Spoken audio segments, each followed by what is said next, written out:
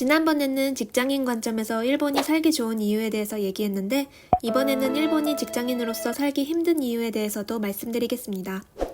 바로 다양한 직장 내 괴롭힘, 하라스먼트 때문인데요. 하라스먼트는 일본의 직장인 중 약 40%가 경험할 정도로 흔한 일입니다. 이건 한국인이기 때문에 당하는 문제는 아니고 일본의 뿌리 깊은 사회 문제라고 볼 수 있으며 우리나라에도 해당되거나 반면교사를 하면 좋을 것 같은 문제들입니다. 세크하라는 섹슈얼 하라스먼트의 약자로 성희롱과 이성에 대한 배려가 없는 발언 등도 포함이 됩니다. 일본은 성에 대한 민감도가 확실히 한국에 비해 둔한 편입니다. 이런 문제로 일본을 떠나게 된 지인도 있고요. 일본은 야한 농담을 잘하면 재치 있는 사람이라고 인식되는 경우가 많습니다. 여성들도 주체가 되어 성적인 농담을 하기도 하죠. 꼭 술자리가 아니어도요. 기분 나빠하면 예민한 사람, 유난인 사람 취급을 받기 십상입니다. TV 방송에서도 성적인 개그에 관대하죠. 우리나라였으면 방송 심의에 걸려서 해당 방송인이 매장당했을 코멘트도 웃어넘기는 수준입니다. 일본 외교관이 성적인 발언을 해서 문제가 됐었죠. 일본에 살려면 이런 것들을 둔해지지 않으면 좀 힘들 수 있어요.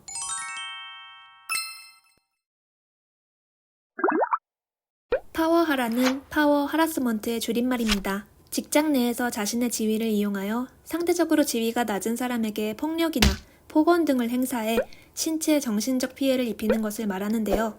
명백한 폭력의 경우는 죄라고 인식하기 쉽지만 폭언의 경우 업무 지시일 뿐이었다고 둘러댈 수 있어서 좀 모호한 편입니다. 문제를 제기한 사람이 오히려 욕을 먹기도 해요. 괜히 굴거부스럼 만든다고요. 저도 많은 사람이 있는 오픈된 장소에서 인신공격을 당하는 사람도 봤고요. 당사자는 자신을 위해서 한 말이니 어쩔 수 없다며 받아들이고 있었습니다. 그 모습이 불편한 제가 이상한가 싶을 정도였어요.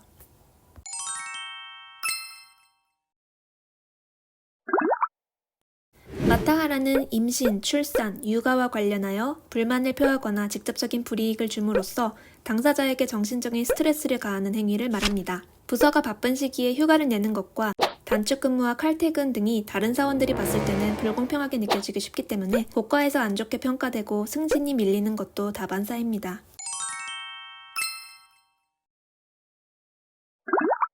코로나 때문에 재택근무를 장려하는 사회 분위기 속에 최근 등장한 하라스먼트가 있습니다.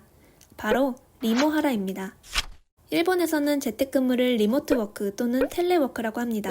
재택근무를 하게 되면 자신의 사적인 공간, 가족 등이 다른 직원에게 노출될 수밖에 없는데 이때 프라이베이트에 간섭을 받거나 성희롱을 당하는 경우도 있습니다. 리모하라에는 출근을 한 사람과 비교해 평가상 차별을 당하는 것과 근무자에 대한 불신 내지는 관리자의 업무 증명을 위해 과도할 정도의 간섭을 받는 케이스도 해당됩니다. 사실 이런 괴롭힘들을 줄여보고자 일본에서도 법 제정 등 대책을 내놓고는 있으나 일본 사람의 특성 중 하나인 민폐를 끼쳐서는 안 된다는 부분이 괴롭힘을 당해도 신고할 수 없게 만들고 있다고 생각합니다. 신고를 하는 순간 관계없는 동료들에게까지도 피해가 가게 되니까요. 특히 바쁜 시기에는 도저히 말할 수 있는 분위기가 아닐 겁니다. 우리나라는 어떨지 되돌아보게 되네요. 일부 하라스먼트는 한국에도 해당되는 내용이라고 생각해요.